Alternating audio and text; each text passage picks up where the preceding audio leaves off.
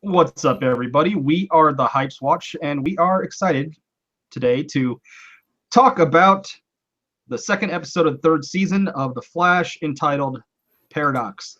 My friends here have joined me, and they are going to now promptly introduce themselves, starting with Jerry. What's up, everyone? Jerry the Targaryen Steamboat here, ready to talk The Flash. Still haven't watched any previous ones, but you know what? I watched episode 2, and I'm ready to talk about that. Right on. Don Willie. Hey, what's going on, everybody? Don Willie back again to talk Flash Season 3 episode Dose. All right, so yeah, there's quite a bunch, a bunch of things did happen in this episode, and we're going to kind of just go through the episode and we'll talk about it. So first things first, I was almost as scared when this episode started because of course we see Barry run over to what's the city that the Arrow is in. I forget what the central city is where Barry is at. I forget what it's called, but whatever. He went over there. Star City. Yeah, Star City. And he went and saw Felicity, and I was like, oh shit, here comes an Arrow crossover episode, and it's just going to be god awful. But luckily that wasn't the case. We just get Felicity, who I can deal with because she's pretty cool. And but yeah, so he goes and talks to Felicity, and he's kind of talking about some of the changes he's been noticing that were affected by when he went back in the past the second time. And of course, it starts off with Barry stopping a criminal. And he goes back to Star Labs and he says everything's not right. And we notice that Cisco is emo and that Joe and Iris, they still aren't speaking. And even though they're in the same room, we can feel the tension there. So yeah, now me personally, when Barry said everything still, wasn't right when he went back to Star Labs, I was hoping that, we'd get like a cryptic Dr. Wells coming out of the shadows in his wheelchair. We didn't get that. But yeah, Don Willie, what did you think about this whole beginning sequence? Particularly, I think the most important thing, of course, is we see emo Cisco. Yeah, what do you think about all that? It was pretty interesting because we had absolutely no idea as to why he was being like that. It was just like the last time you saw Cisco, he was cool. But I kind of figured that something must have happened to Dante. Because, Dante was like really the only other person that we've seen from his family, to a large extent. And even though those two didn't get along, you knew that he cared a lot about his brother. And for now, for it to be that his brother isn't there, and then we find out what happens later as to why his brother's not around, it was one of those things where I was like, yeah, something happened to Dante. I'm wondering what it is, but why is he mad at Barry about that? Because you could definitely see that he was angry at Barry, but it was just so hard to tell why. And then obviously, we have the rest of the cast, and people are kind of not speaking to each other, and Barry's sitting up there still trying to figure out exactly what all the changes are. And so that's going to be interesting to see, how everything gets resolved. I mean, like we've seen it resolved in this episode, but just the progression of it was a real interesting thing. Yeah, Jerry, what do you think about this beginning sequence? And did you have any clue who that person was that Barry went and saw in the beginning, the girl? And what do you think about emo? Because I watched the first season of Arrow, and she's in Arrow. And then I also noticed that she brought up Arrow's bodyguard, that dude with the sun. I'm like, I guess, I was wondering, do they come out in the Flash often? I'd say usually at least once or twice a season. You at least get one of them. Usually you only get the Arrow once a season, but you get like Felicity and Dig. He showed up like twice a season. They come in randomly. Yeah, Dig. I remember. Yeah, I've seen him before, so I knew who they were. And but then I didn't really know. Like, see, I don't even really know the team. Like, I didn't even know Flash has a team. So I'm like, so we got Paco Ramon acting, all angry and just I don't know why. Apparently he okay. Well, I guess he has been Vibe in this universe. I got a question. Has the Wally West, has he been Kid Flash at all in this universe, or is that only the only one? No, he was only been Kid Flash in the only time that you saw him be Kid Flash. Okay, well, what about Caitlin Snow? Has she ever been Killer Frost? She has been, but that was the other universe. That was Earth 2. It was her doppelganger in Earth 2 who was Killer Frost. Her in this universe has never been Killer Frost. Okay, so I mean, I really had. Well, if you go on that, Willie. No, I was gonna say, and really, Cisco hasn't actually really been Vibe too much. Like he did, one thing where he ran into his doppelganger, and his doppelganger told him, "Oh yeah, you can, you got all these powers." But other than that, it's been very infrequent that he's actually used his powers. Yeah, really, the only powers he's used was his psychic. Seeing the visions was the only time he ever used his powers. That was actually the first time we ever seen him use the projectiles. Okay, got that. And I don't know who Joe is, so I was just kind of trying to piece it together, So yeah, essentially that's his whole team. The only one that's missing is Dr. Wells. He's the only one that's been missing that you haven't seen yet, and I think we're going to be getting him soon. I hope, because he's my favorite character. But yeah, so we'll move on. And of course, we get the introduction of a new character named Julian. He is the metahuman CSI working with Barry, and of course, he is played by none other than Draco Malfoy. Who the fuck is Draco Malfoy? Okay, well, you're not a Harry Potter fan, but if you were a Harry Potter fan, you know who Draco Malfoy is. But yeah, so I believe I can't remember his real name, but so yeah, we get the introduction of this character. We can see that there's going to be some animosity between Barry and Julian. I think that he's someone important that we'll talk about later. But yeah, so what do you guys think about the introduction of Julian, Jerry? Well, I thought he came off as like, Captain Douchebag, and he just seemed like some snotty little fuck who, so some guy with the, some British guy with the, turns his nose up in the air and walks around like his shit don't stink.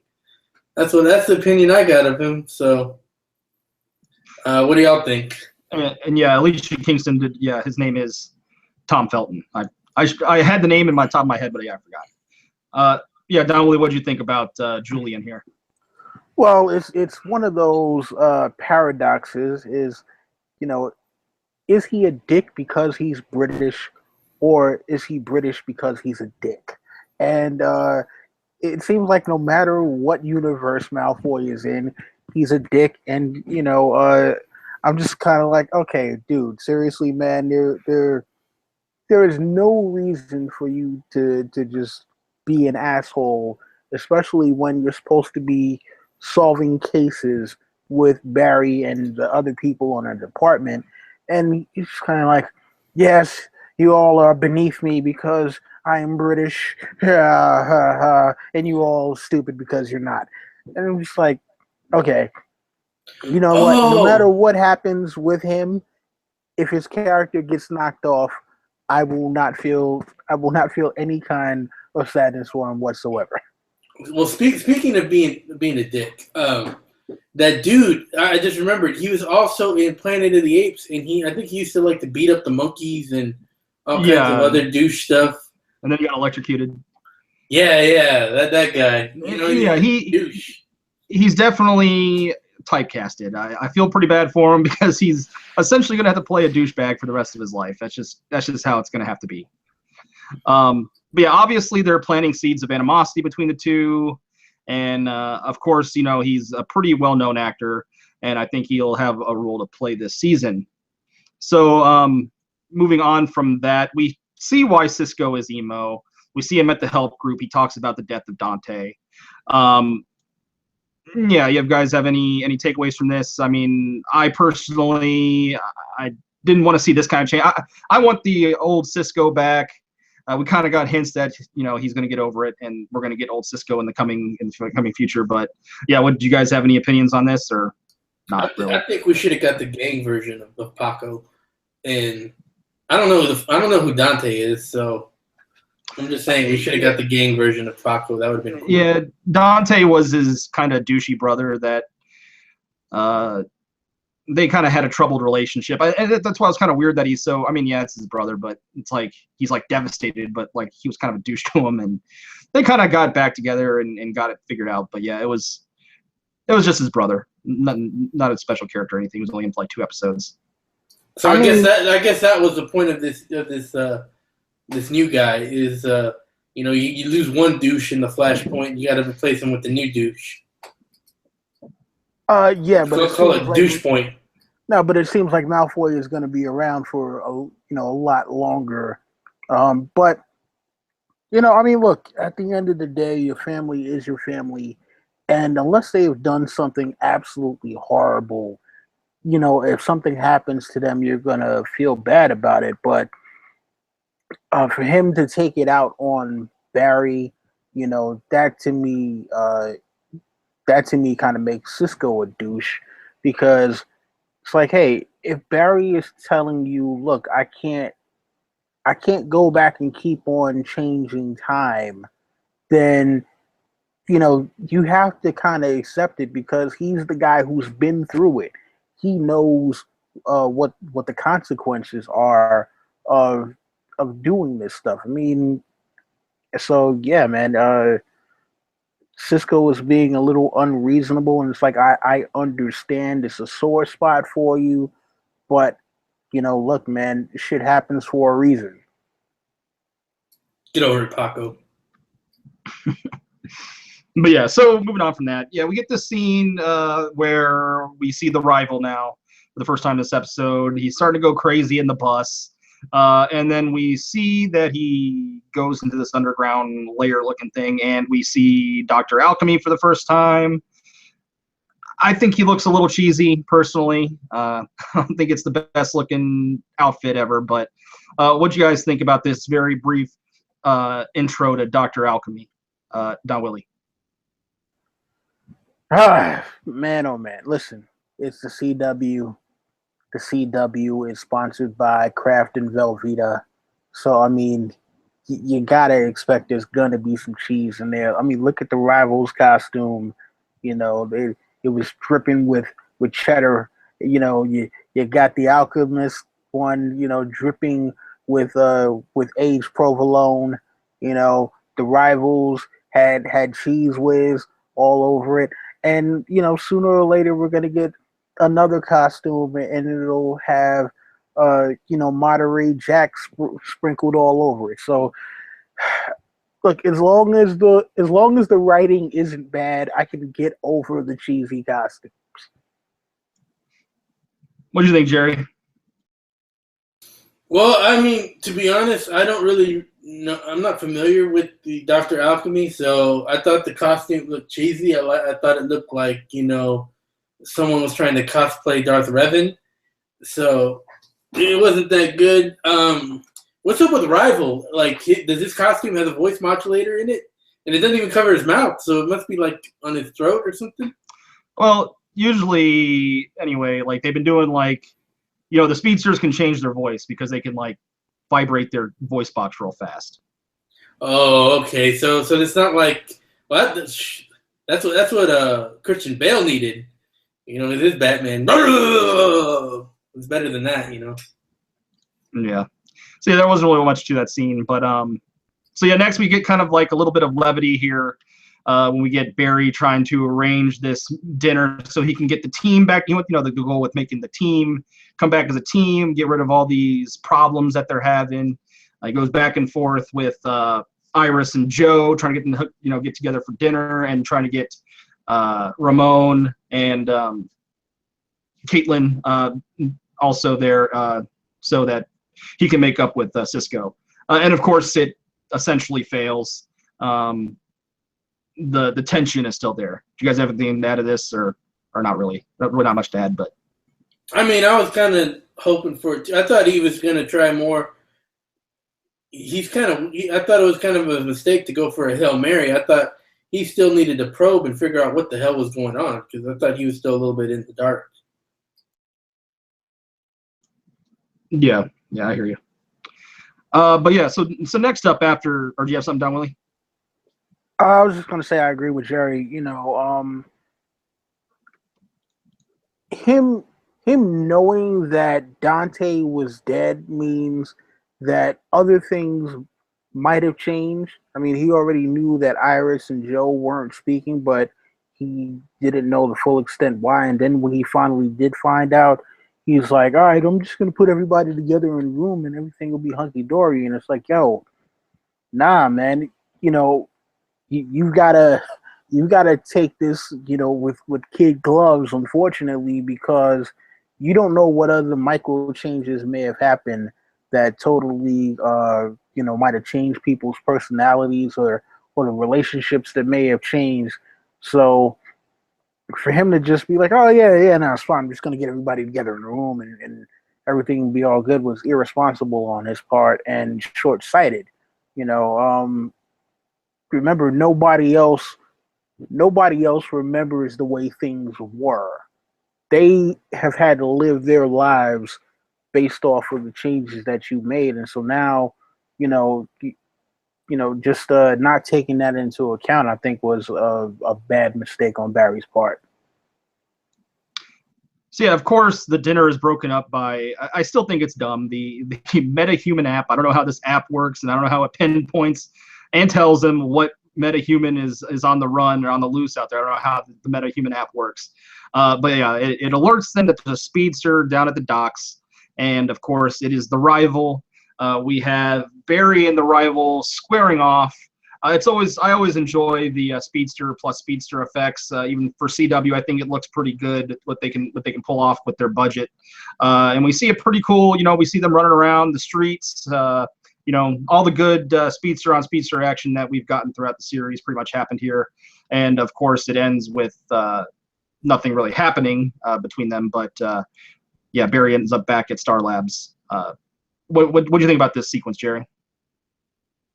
I too was wondering what the fuck is this MetaHuman app? So does this catch anyone with powers? Like, say a Martian Manhunter or Superman are just flying across, they're gonna be like, "Oh shit, let's get fucking MetaHuman." Yeah, it's been around for a while. I never understood how it worked, but yeah, it is what it is. Okay. Well, Yeah, I guess Cisco somehow was able to track people who had been exposed to the particle accelerator and have metahuman powers or something like that, or just anything that's out of the norm, and they set up like a grid network across the city. So anytime somebody, but I mean, what the flaw in that is that not everyone got their powers the same way. There's all kinds of origins. well, okay, for the most part, everyone who's in Central City got their powers the same way. Okay. So that's the thing with Central City is like pretty much everyone got their powers the same way. Anyway, just what do you think about the fighting sequence, the actual speedster sequences? I mean, it's cool, but I wanted to see more blows. Really, other than that, I thought it was really good. I still, yeah, like you said, I like the colored lightning that follows them. I thought that's cool. But I could have used a few more blows, Yeah, you really got to go back and watch season 1 and 2 and watch the fights between the Flash and Reverse Flash and the Flash and Zoom. They're actually really good. Don Willie, what'd you think? I mean, it's pretty much what we've gotten before. I was hoping to see Barry expand his power set, though. We saw him get a bunch of new powers over the past couple of seasons, and it just seems like they've kind of held back on him using those actual powers, like like the lightning punch, the sonic punch, the whirlwinds. I mean, we saw the whirlwind stuff in the first episode, but yeah, it just seems like for him to have been the Flash longer than this other guy has been the rival, it shouldn't just be a thing of, okay, we can run fast and punch each other. The Flash should have more weapons in his arsenal that he knows how to use to be able to beat the rival. Yeah, for sure. But I thought it was a great sequence. It was a fun, it's always good to see the speedster on speedster action. So yeah, next, they're back at the Star Labs, and Iris can tell something is up. They have this moment in the hallway. It gets a little sappy. But then, he says he's got to do what he has to do, and he's going to try and do it all over again, try and go back and change time again. And of course, though, when he's doing this time, we have Jay Garrick from Earth 3, the Flash on Earth 3, pull Barry out of the Speed Force.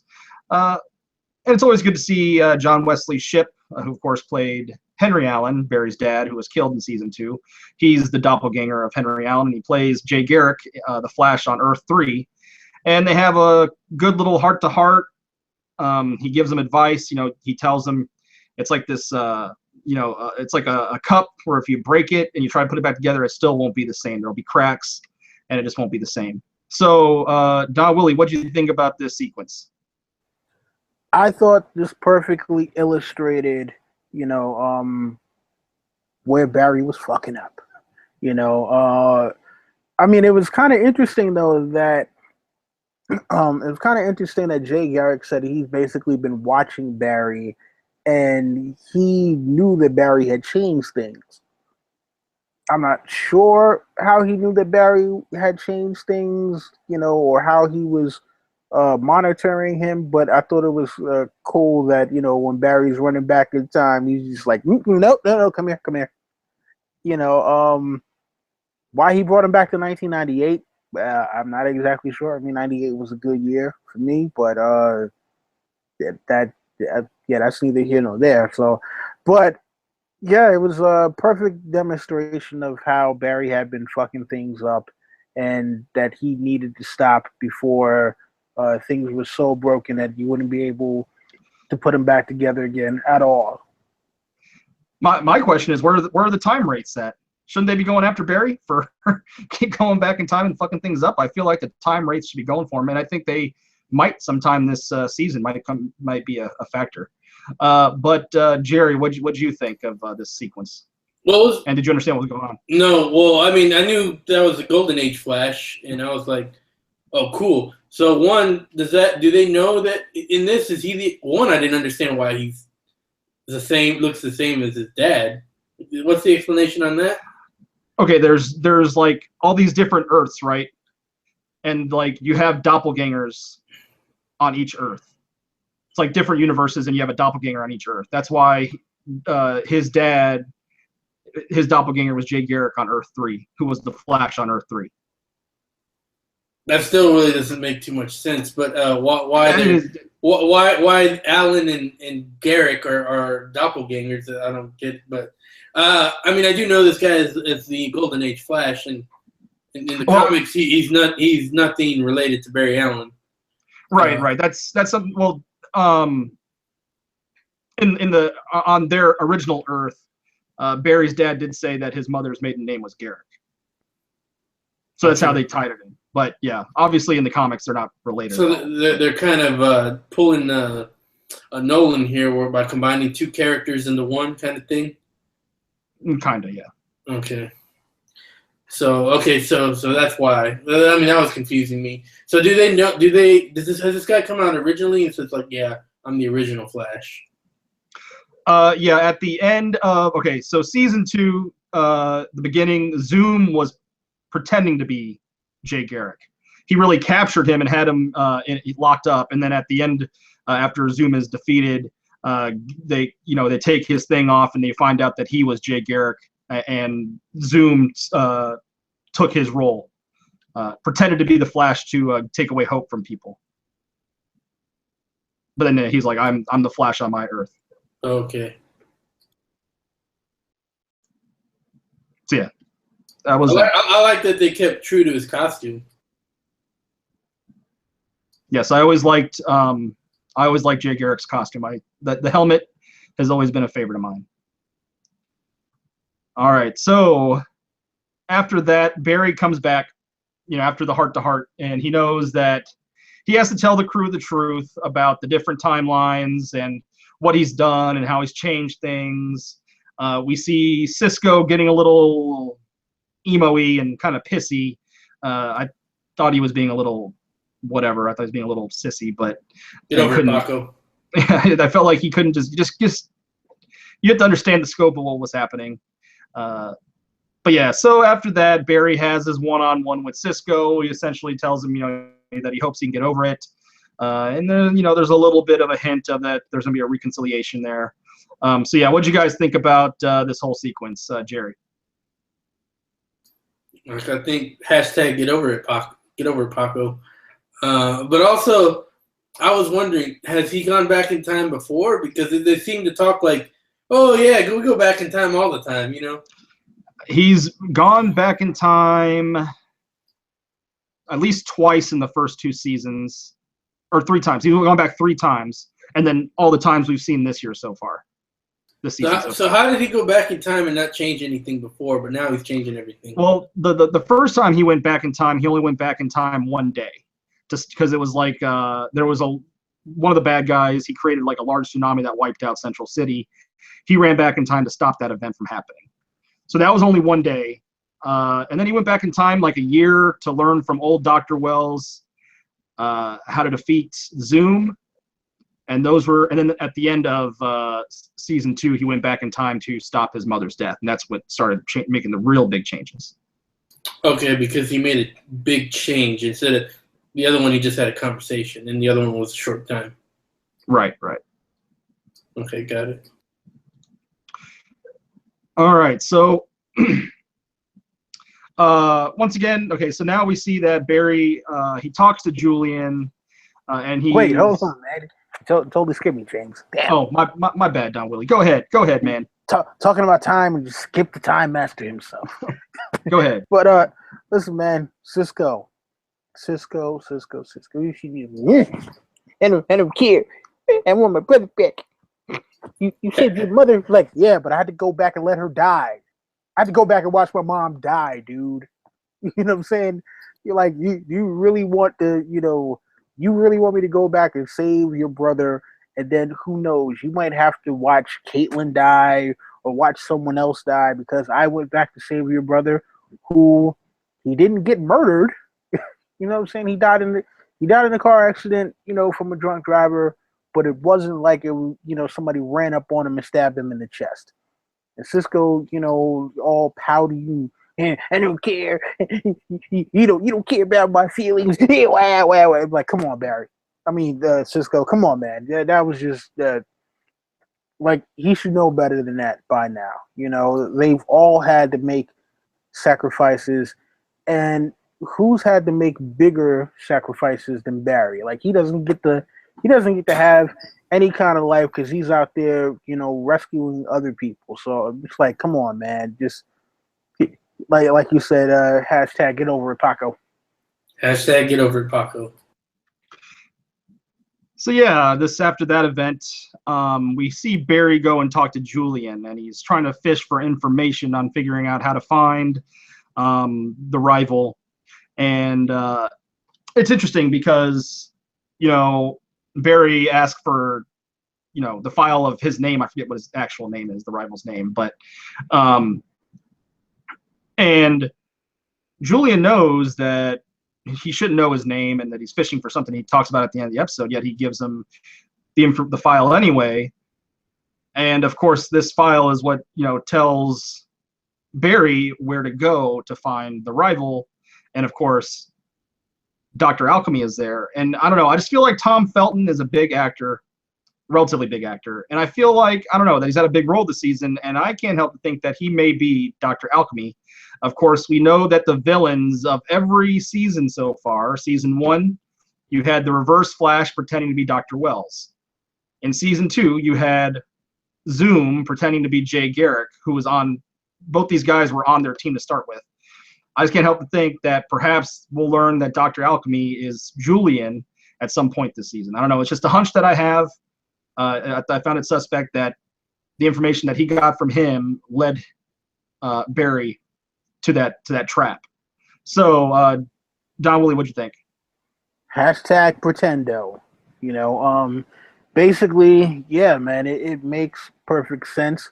I mean, he is an evil British dick, and for him to be the big villain of the season, especially him being a big villain from Harry Potter, yeah, it makes sense. So I say we roll with it. I mean, it could possibly be a fake out, but yeah, hashtag evil British dick.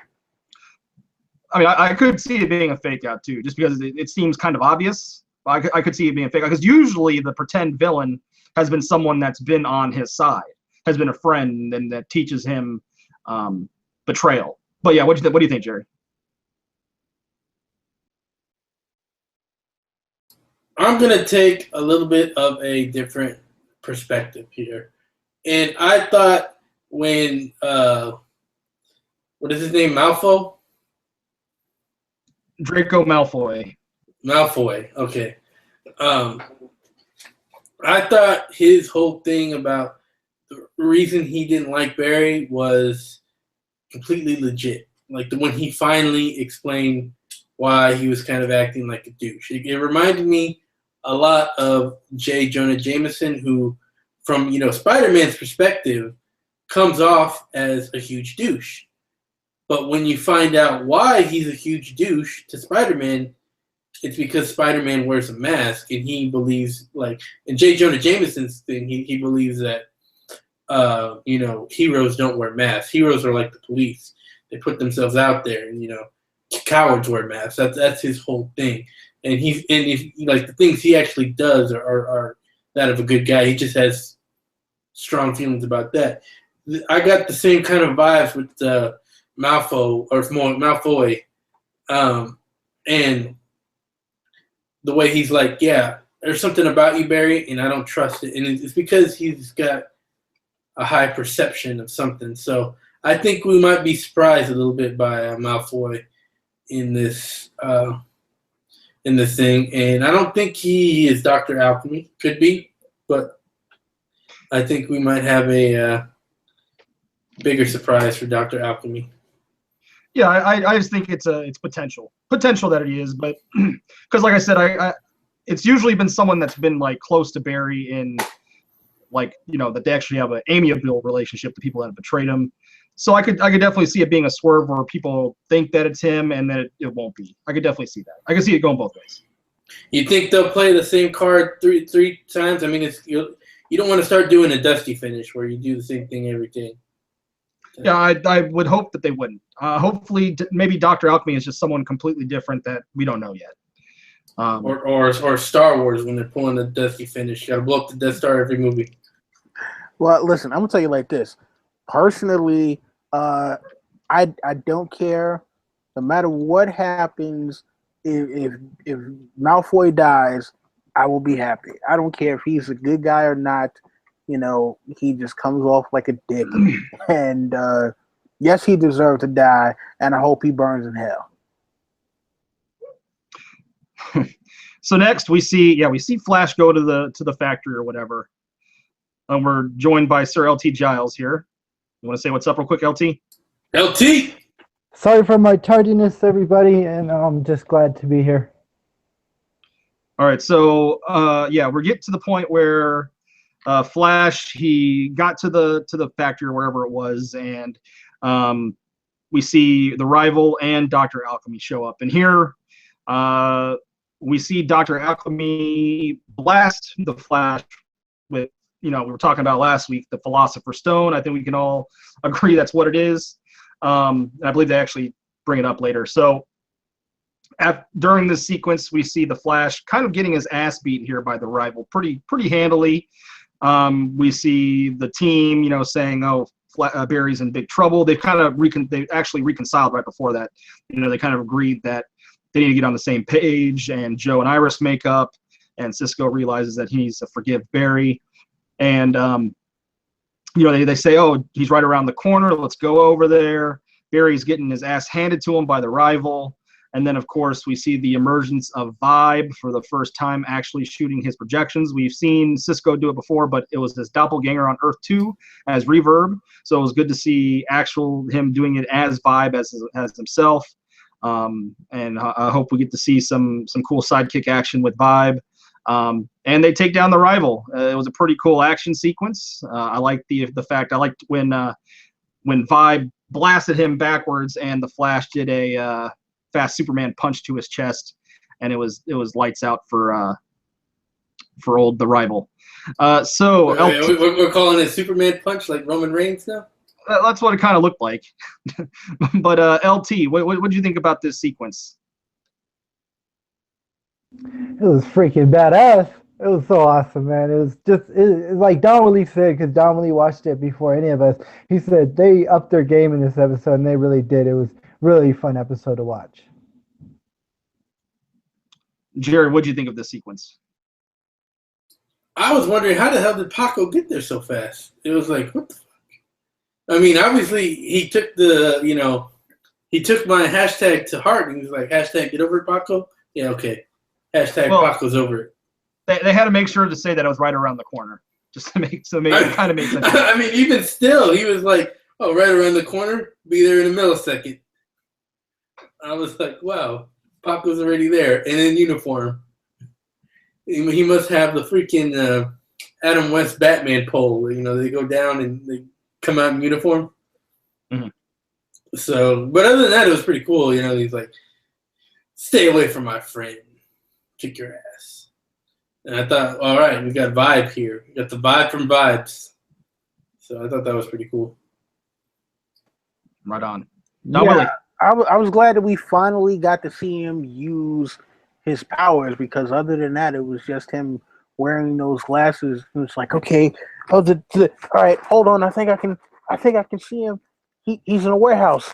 Barry, go to this random warehouse and you'll be able to find the villain. And like, nah, come on, man.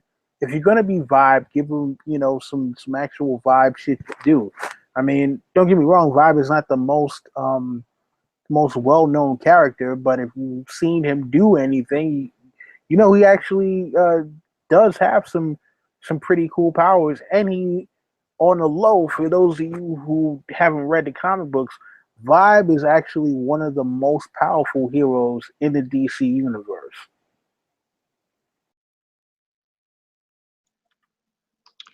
I know you guys probably passed this part, but one part that I thought was super funny is when Barry was running back and forth to talk to I don't got their names down yet, but I'll get them down in a few episodes. But the cop and his daughter, he kept on running back and forth. And Iris and Joe. Oh yeah, I'm like, how fast is he going? Because he goes pretty fast regardless, but he's like tired from just going back and forth. I thought that was super funny, man. And go ahead. I got to follow up to that. And then all right, and then another thing I think is funny is, why does the rival's voice change when he puts his mask on and takes it off? Like, is there something to that? Maybe you guys could explain that to me. Yeah, I talked about it earlier. The speedsters can vibrate their vocal boxes, their vocal cords. It makes their voices different. But you were going to say something, Jerry?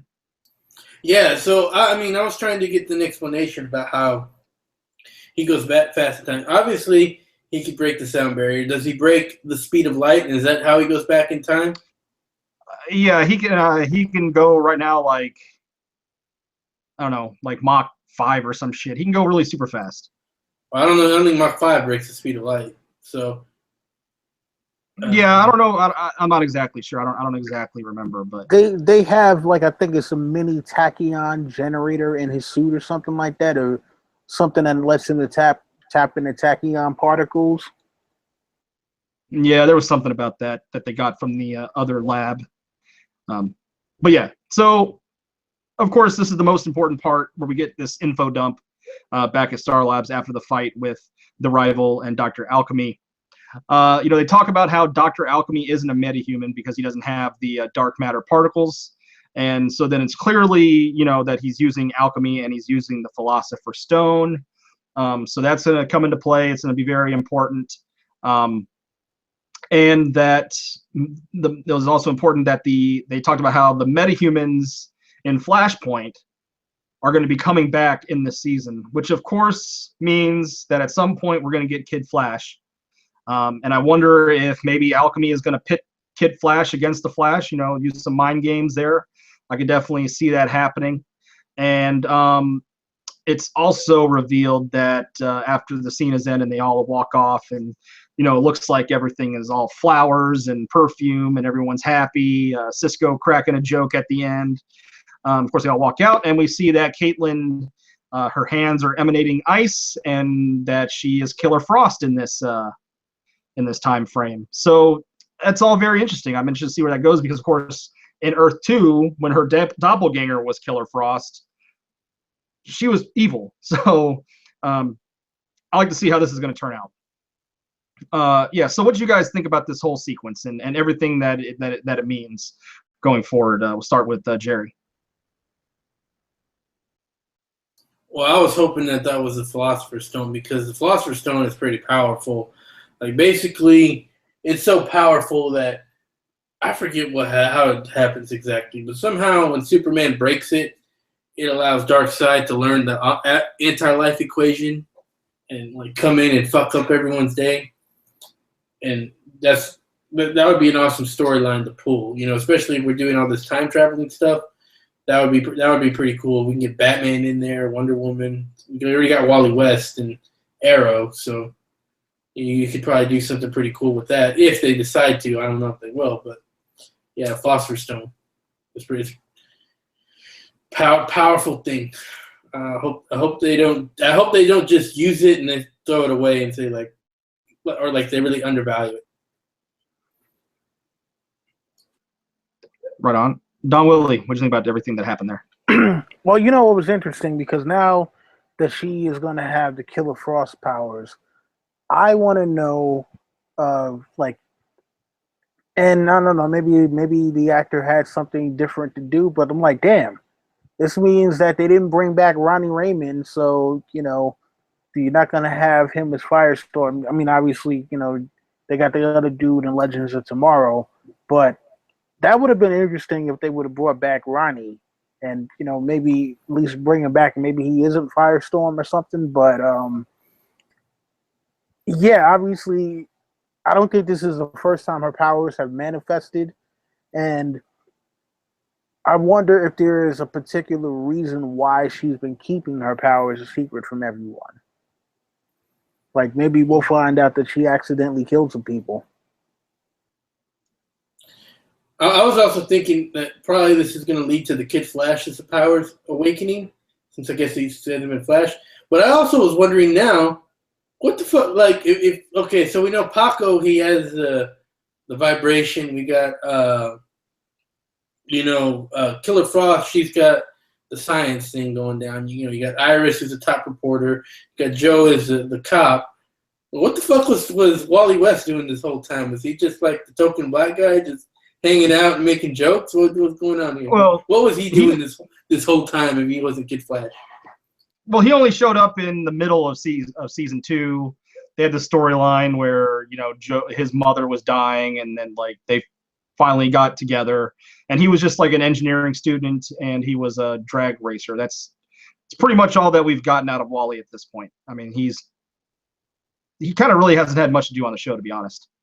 But one thing I want to say, Don Willie, about what you said, I remember in season 2 at some point, I think they made it a point to talk about how, they said that the dark matter particles wasn't in Caitlin, but it was in Cisco.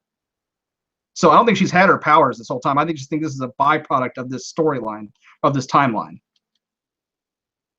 Yeah, I may be wrong on that, but I think. I mean, no. I'm saying maybe that was one of the things that happened because Barry went back and changed the past again. Was now she actually does have powers that just started to manifest. Because remember, Cisco's powers didn't manifest at all in season 1. We didn't learn about him having powers until season 2. So, I mean, It could be one of those things where it's her powers just came in later, just like how Cisco's came in later. True indeed.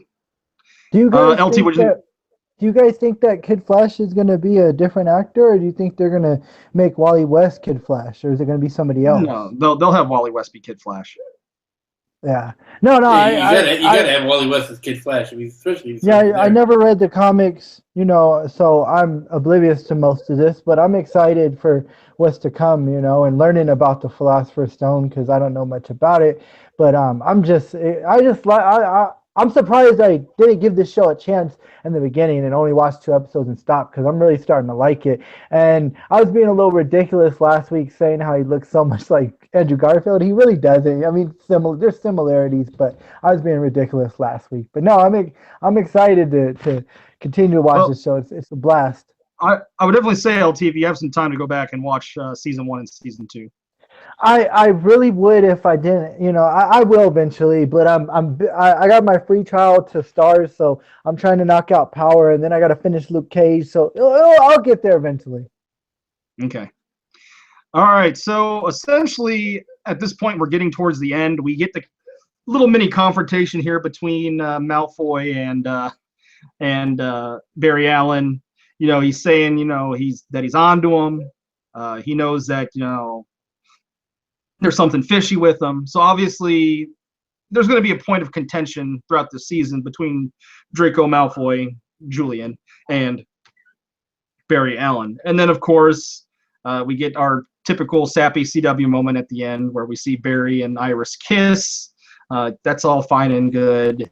And then at the very last sequence, we see the rival getting snatched up in jail. And it's interesting because he was behind the suppression field, yet this individual was able to bypass it and snatch him up. So we'll start with Don Willie on this one. What do you think about those 3 scenes? Again, Malfoy. What can I say about Malfoy that has not been said about this current presidential election cycle? I just can't wait for him to be over and, have the longer he's around, the worse it can possibly be for Barry. As far as Barry and Iris, having their first kiss again, isn't this like the 3rd time they've had their first kiss? Yes. So is it that slow every time? I don't know if it's that slow every time, but it's like, Devin, it's pretty similar to that. How many times can you have a first kiss, though? So I mean, listen, it's cool. I mean, who doesn't like to see people be in love, young romantics, getting free. Let's see, and then obviously the whole thing with the rival and Dr. Alchemy, yeah, that was interesting because now it seems like they're not keeping the prisoners in the particle accelerator. They sent them off to Iron Heights prison. So I'm like, all right. So before, where they used to be under the control of Team Flash, now they're under the control of, the government, and the government apparently cannot keep out a supervillain from coming and giving somebody his powers. Hey, well, at least it looked like he had a toilet in there this time and a bed. Yeah. Because their prison was pretty inhumane the last 2 seasons. Fuck them, they're villains, man. They're out there trying to kill people and steal their shit. I mean, do we really care if they've been treated humanely? They weren't going to be. But look, if the prison is supposed to be for correction and rehabbing your mind, these people weren't going to be rehabbed anyway. So keep them locked up. I don't care. Lock them up and throw away the key. LT, what do you think about the whole last 3 scenes there? What puzzles me, you said this the first kiss for all these times. Puzzles me is, when is the villain gonna, use her as leverage towards Barry? Because think about this: every villain, every superhero always has a woman or somebody, because you can't hurt them. So who do you go after? The ones they love. So I'm just curious when the villain is gonna start, kidnapping her eventually or using her as leverage. It's coming. We don't know when, but it's gonna come.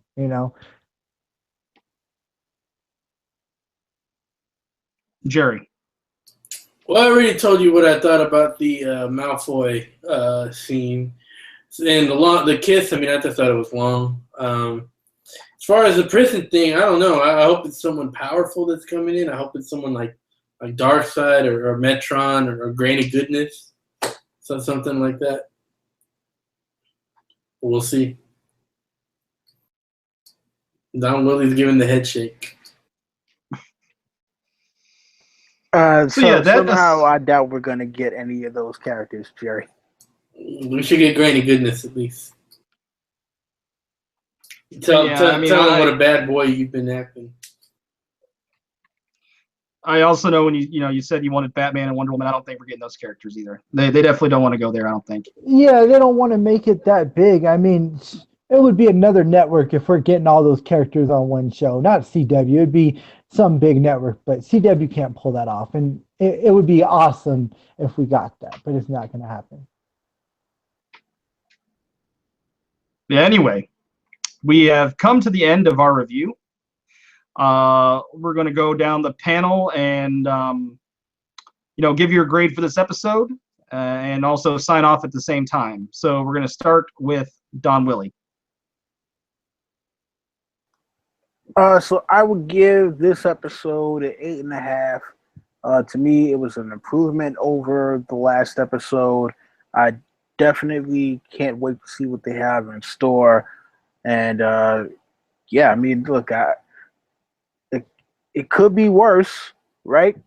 But there's not too much better that they can actually do. So, like I said, as long as they keep up with consistent story writing, I can get over some of the, the melty, gooey cheese that they drip on it every now and then. And, look, I think I'll continue to enjoy watching this show. But listen, you guys already know where to find me. I know I've been promising videos. Look, I'm working on them. I had a little bit of technical difficulties with something, but look out in your feed. I will be back with something this week, 100% guarantee. All right. Right on. Looking forward to it, Jerry. Yeah, thought the episode was pretty good. A little bit better than last week's episode. Yeah, I hope to do this again next week. And yeah, we might have a little bit of a surprise for you people this Saturday. Stay tuned. Cryptic. I like it. LT. Yeah, my rating is a point ahead of last week's. Last week, I think I gave it 6.5. It's a 7.5. It was a big improvement, really good. Looking forward to see what they're going to do in the upcoming weeks. And right now, if you guys want to join, I'm going to be on APAC Mills channel for a video about the Maesters. So if you guys want to, after this video, jump over on his channel, that's where I'll be. Right on. Yeah, I give the episode a solid 8. It was a good episode. I always like seeing speedster on speedster action. Only thing that's missing for me, I could have done a little bit less of the sappiness and emo Cisco. I wasn't feeling too good, but just give me some Dr. Wells. I need some Tom Cavanaugh. Get him. I need him next episode. So hopefully we get that. But yes, everybody, be on the lookout for videos. Like Jerry said, this Saturday something might be popping off. Keep an eye out on Don Willie's channel. Yeah, go check out AOPAC Mule's video he's about to do with LT. And yeah, next month we'll be doing a reread on Ned 12 of Game of Thrones. We don't have an exact date on that yet, but yeah, it should be fun. So until then, though, make sure that you like the video if you liked it, share it on social media, and subscribe. Until next time, adios.